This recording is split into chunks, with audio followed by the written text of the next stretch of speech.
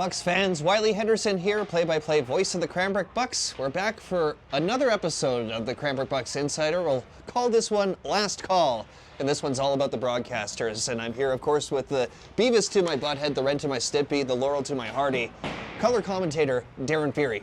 Oh, pleasure to be here, Wiley. Thanks for having me. Great to have you on, and yeah, I guess the secret's out. We kind of know why we're here. Breaking up the band. End of an era, actually, yeah. Well, I guess to bring you in, so we announced in December that this would be my last season. Reason for that is my family's moving out to Vancouver Island. We didn't plan it to happen this year, but just the way things happen with the kind of just global conditions, economy, whatever, just played out that way. So yeah, went into this season thinking I still had a little bit left in the tank, but here we are, and now playoffs are here. So it was your choice. It wasn't all those unpaid parking tickets. No. That had a little bit to do with it. I'm not going to lie.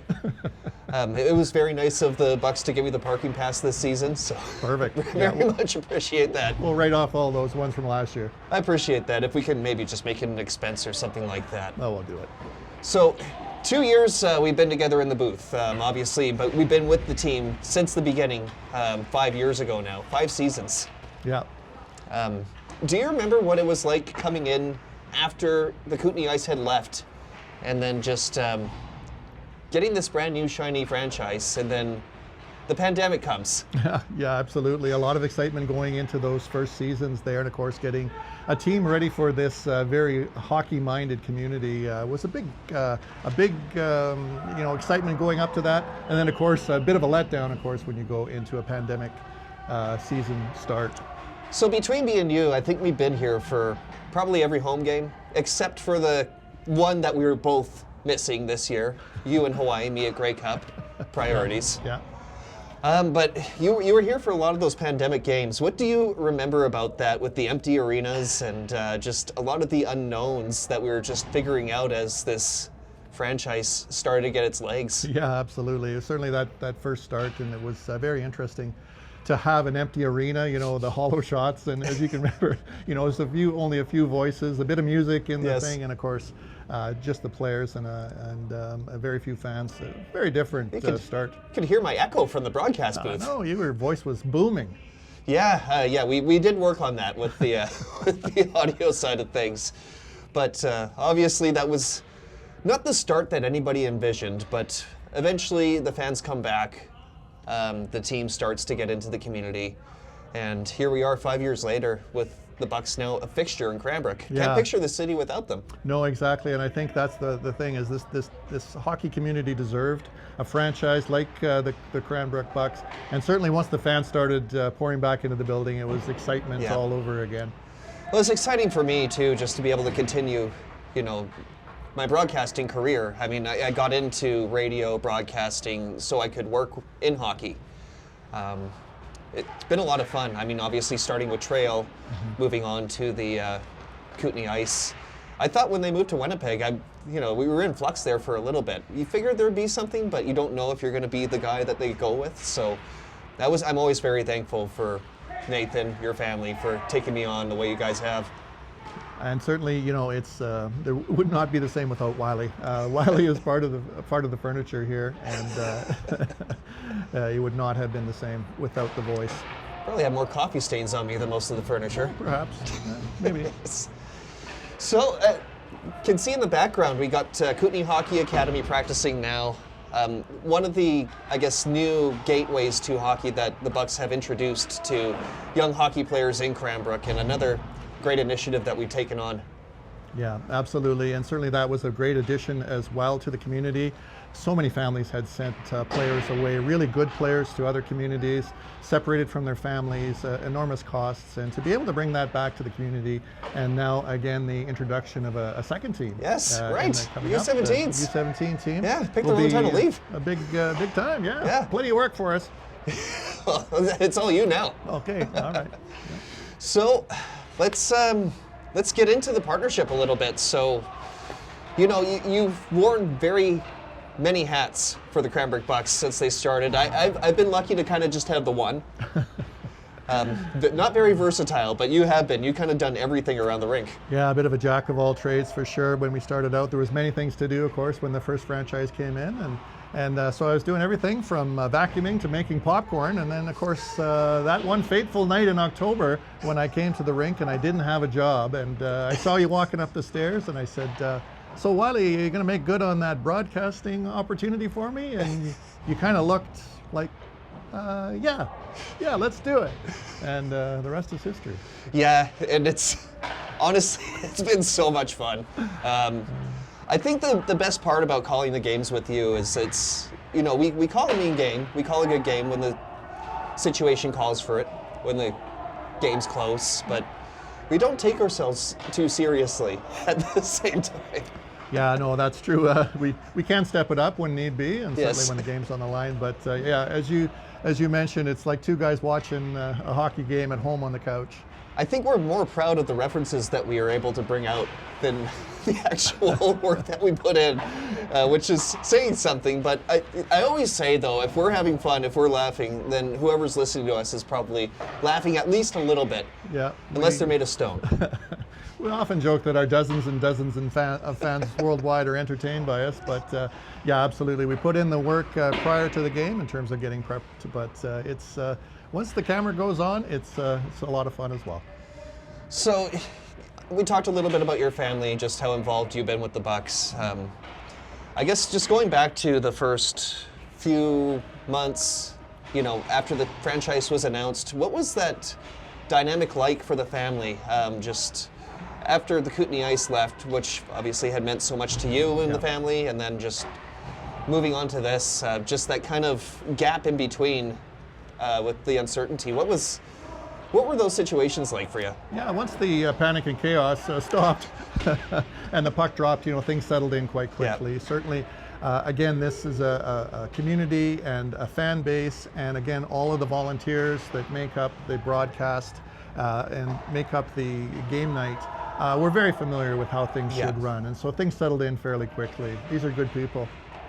So, it's been a progression of just watching the team grow on and off the ice, getting its place in the community. Now into year 5, I think we got a pretty good system going. What are you thinking about just our place in the community right now as a franchise? Well, certainly with all the uncertainty in hockey, it's really nice to have a franchise and a franchise base here. I think the way that the BCHL is moving with their focus on player choice, it can only be good for the franchise moving forward. Certainly we've seen that in the way that predominantly BC players and Alberta players coming here has really morphed into a North America-wide and almost a worldwide, now with 2 players from out of country here as part of the Bucks. It's only good for the city and only good for the franchise. So, we have a lot of fun with this stuff, whether it's the quesadillas, the nonsense that we talk at the tables in the restaurant out here, or the sound checks that have gotten progressively less serious. Yeah. I look forward to it. I look forward to being in the booth. A lot of the work in between, maybe not so much, but I really do look forward to, getting the few hours in here every weekend. How about you? Are you in that ilk too? Yeah, no, I don't like any of that. Well, absolutely. You know what? As much fun as it is to do the broadcast, it's all of those pre-game activities. Yeah. It's the pre-broadcast meal, as you mentioned, with the quesadilla. Yes. Getting the Johnny Burger in before we go. All of the banter with the folks out there getting prepared. Yes. Complaining about the coaches from the other team, complaining about the other team's jerseys. Yes. All of those things are... Complaining about our coaches and taking too long to get me the interviews. Exactly. All of those things that are inconvenience the broadcasters is one of the things that certainly I'm going to miss about being part of that with you. Yeah, no, it's often on deaf ears, isn't it? Well, it's like we're whining. Really? Come on, it's all about us. On this show, for sure it is. It is about us. What do you enjoy most about getting to call games? Well, I think it's the behind-the-scenes stuff, the things that you learn about the players. Certainly, they're high-performing and well-trained athletes, but it's what they bring in terms of the intangibles and the characters that come into our organization. You just can't make that stuff up, Wiley, and certainly being part of that and being part of their lives as they're growing up. And, of course, these parents send their kids to us, they entrust us with their lives, and we want to take good care of them. But, really the benefit is ours because these kids are absolutely spectacular. For me, I think the reason I got into it, obviously I wanted to stay involved in hockey as much as I could. Yeah. When I was a kid, I wanted to play professionally. That you learn pretty quickly if you have the chops for it or if you don't. Sure. It took me getting beat up several times at a junior hockey tryout camp to learn that it probably wasn't going to be in the cards for me. So. All right. I always wondered. But growing up too, you get to watch Hockey Night in Canada, being part of a Canucks fan base, getting to go to the rink during the '94 playoffs, and then rushing home to watch Sports Page. I think that had a lot to do with it for me, just seeing these guys like, oh, he's pretty cool, 20 years old, gets to hang out with the Canucks, and he gives away Segas. It's a nice job. I could do that. I could do that. I could give away Segas. I could talk about hockey and hang out with the Canucks. And, a little bit of a smaller market size, granted, but you know what? It's been everything I thought it would be. Just being able to be part of a team and part of a community too, which has really been cool, getting to be the voice of hockey basically in the Kootenays for 10 years. Absolutely. And speaking of that, one of your mentors and one of your, Bob Cole, passed away this past year, which was a sad time for you. But talk a little bit about your influences in terms of broadcasting. Yeah.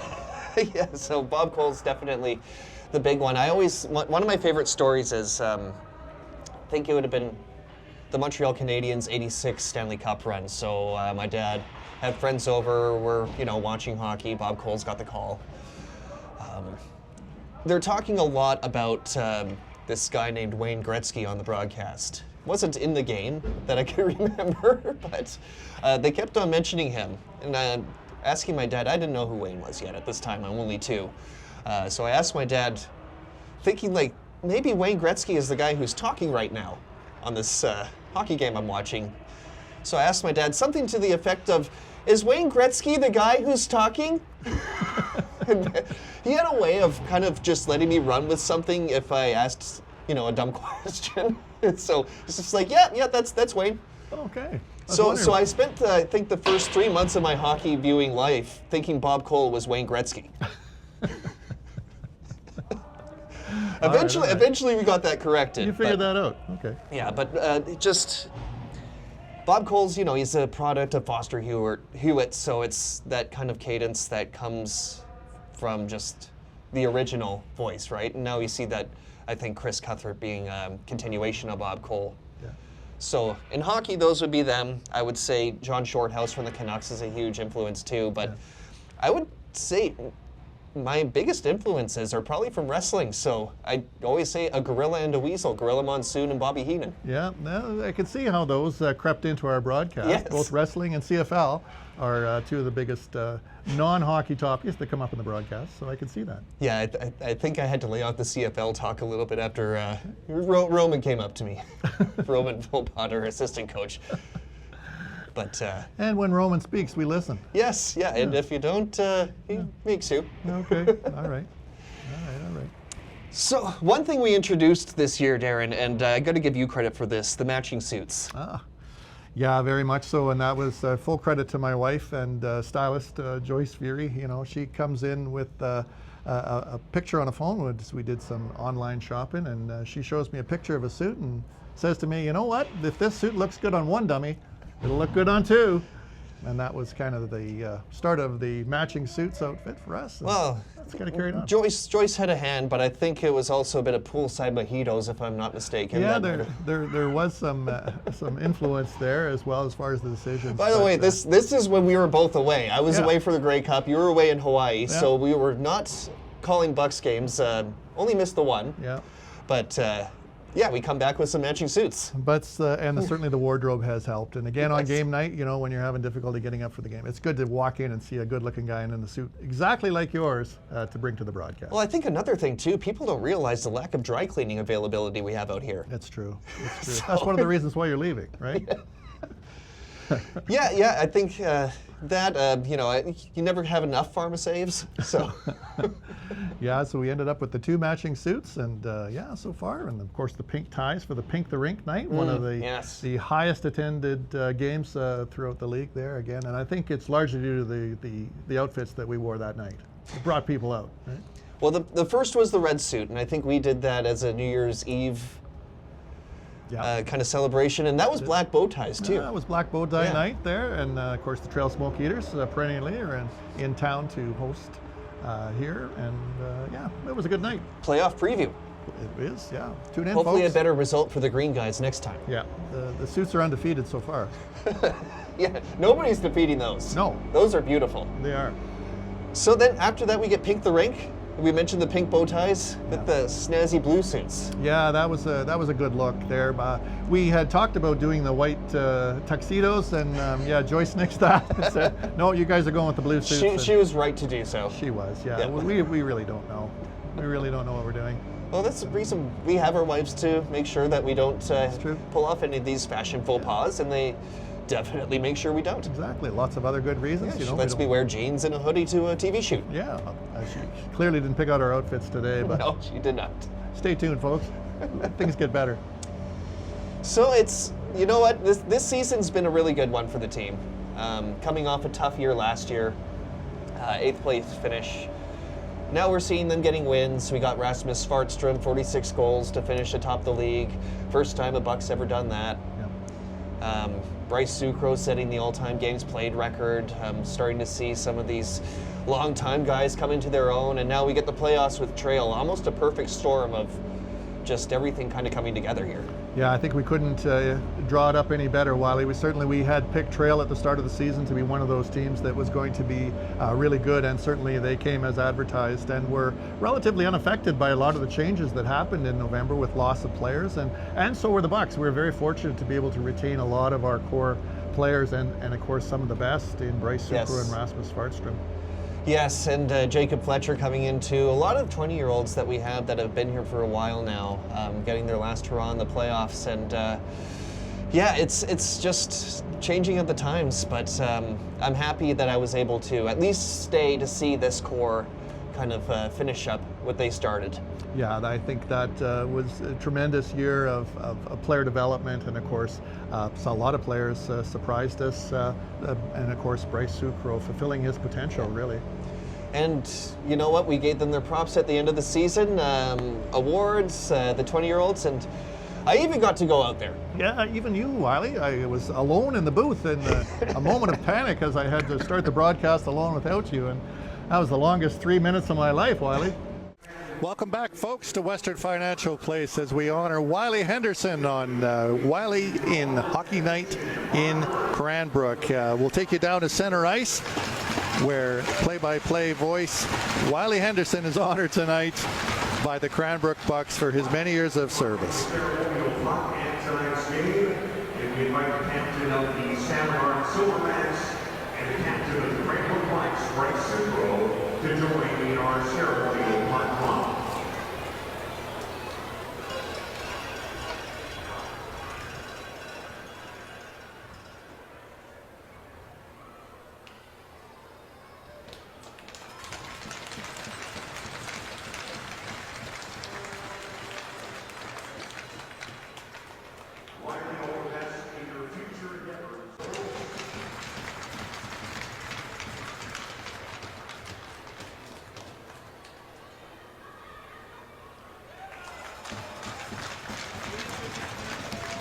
Congratulations to Wiley Henderson and his wife Mary on 103 games, regular season games broadcast for the Cranbrook Bucks, as well as 9 postseason games.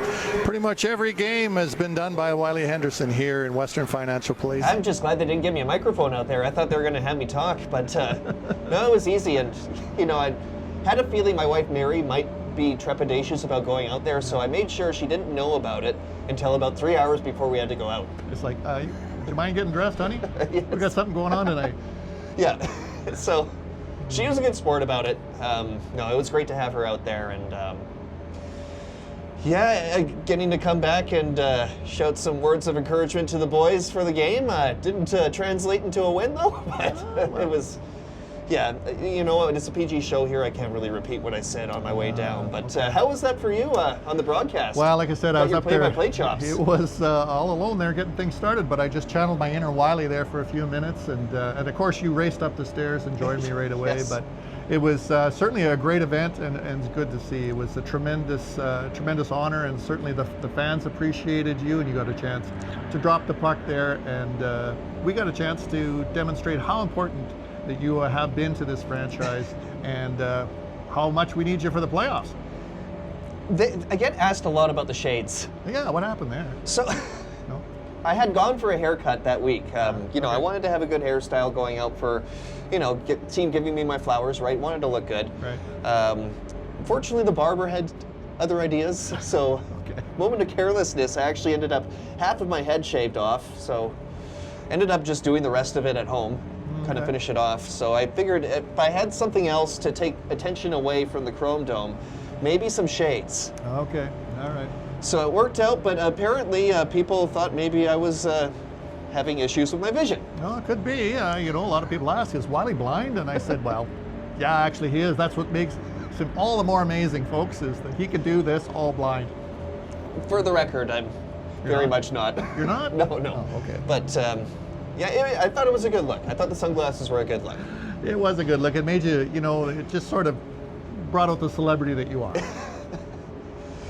And I guess part of the final hurrah. It's going to be weird, It's my whole adult life, pretty much, even going back to childhood, that I've spent at the rink. But it comes a time too. I think the family we want to spend a bit more time together and just enjoy our winters without so much scheduled already for us. And I get bugged like you're too young to retire, but I don't buy that. No, you got to do what you got to do, Wiley, and certainly you've been a big part. You've done every part of the 140 plus regular season games, and all of the Bucks playoff games have been your voice. So we look forward to this next series. You got to get us on a run.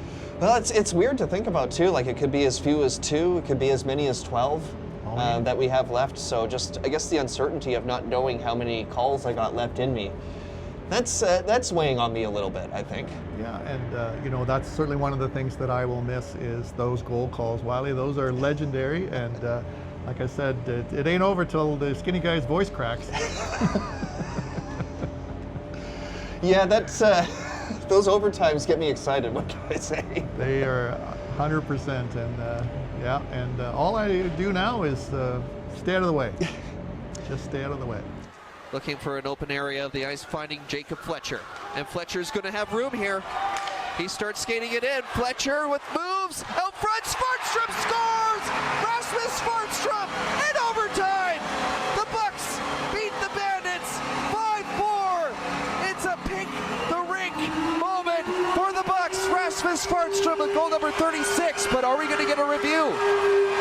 They're going to probably have to have a look at that to see if Rasmus Svartstrom was able to block the puck and then defect it in, or whether or not it was actually a kicking motion, and that's what they'll be looking at. But you know what? We'll get a look at the replay, I'm sure. We'll see. We'll see. If it counts, it's Rasmus Svartstrom in overtime, and it's goal number 36 of the season.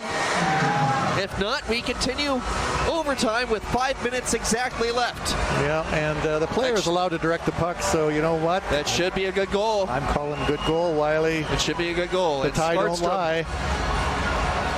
got his stick in there. Yep. I think we're going home. We'll see what the ruling is. The Bucks So, celebrating. Next year in the booth, what does that look like?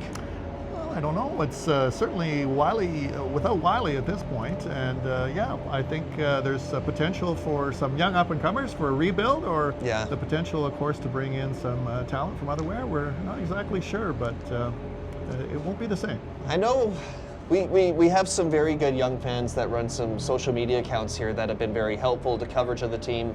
One of those youngsters, Zach, I know really has a keen eye on possibly testing the waters for play-by-play. So I hope he gets his reps. I hope it works out for him. But yeah, whoever's in it, I hope they get you as a color commentator. Yeah, and it won't be Bob Cole. No, you won't be doing a whole lot of much these days. No. But yeah, it's getting down to it. So I guess as far as final thoughts, why don't you start? Well, Wiley, like I said, it has been a tremendous honor, and again, it's that fateful moment when walking up the stairs, you said, "Yeah, come on into the booth," right until this moment in which we're sitting side by side talking to a camera. It has been one laugh after another, and it's good moments, highs and lows. All of them have been tremendously enjoyable. So certainly on behalf of myself and the Cranbrook Bucks family, we certainly appreciate every minute that you've spent up here in the broadcast booth, and of course all of the countless hours at home, behind the laptop, getting ready for it. Well, yeah, I mean, I've been able to live out a dream with the Bucks, so I'm very appreciative of you and your family, what you've all done for me and my family too. It means the world. So it's hard to leave. I thought, again, I thought I had a few more years left. It happened kind of quickly, the decision, but it's the right decision. I feel it's the right decision. And you know what, it just opens up possibilities for new beginnings, and we'll find out what those beginnings are. I don't have a job or a house yet, so we'll cross those bridges. But yeah, it's an exciting adventure for the family for sure. But we'll miss here very much, very, very much. Nice. Ballantyne trying a stretch pass, a nice saucer pass too that goes all the way down, and now Capasso with a chance, short-handed, walks it in, Capasso shoots, Capasso scores! Short-handed, his second of the night, Bucks lead 2-0. Nick Capasso, oh baby!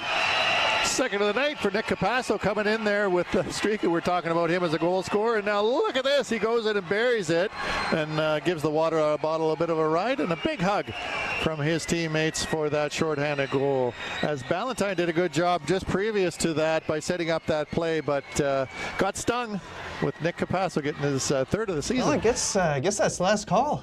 What do you say? Let's get out of here, get some quesadillas and coffee. Let's do it, Wiley. All right.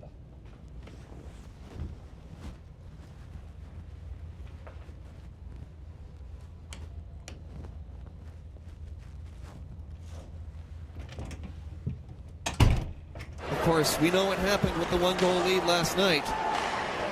Can Trail hold on this time after surrendering a 2-goal lead earlier in the period? Giardosi makes a nice move. He still got it. Giardosi scores!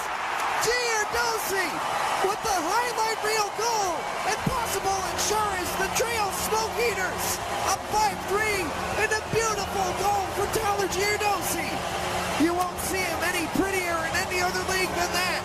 And one of the hottest players in the BCHL keeps the streak going. It's Montrose's Tyler Giardosi, restoring the 2-goal lead for the Trail Smoke Eaters, and he does it in style, baby.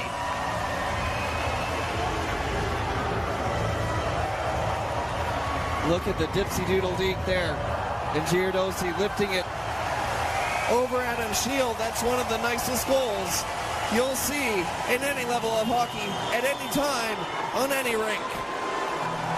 Montrose's Tyler Giardosi. Here's Sam Hines, chance for a breakaway. Hines cuts, shoots, scores! Sam Hines, breakaway backhand. The Bucks lead 4-2 with the minute 37 to go. Sam Hines, coast to coast. The Bucks may have just won it. Well, the little fella right from Medicine Hat there comes down and again knocks the teacup off the top shelf where the cookies are.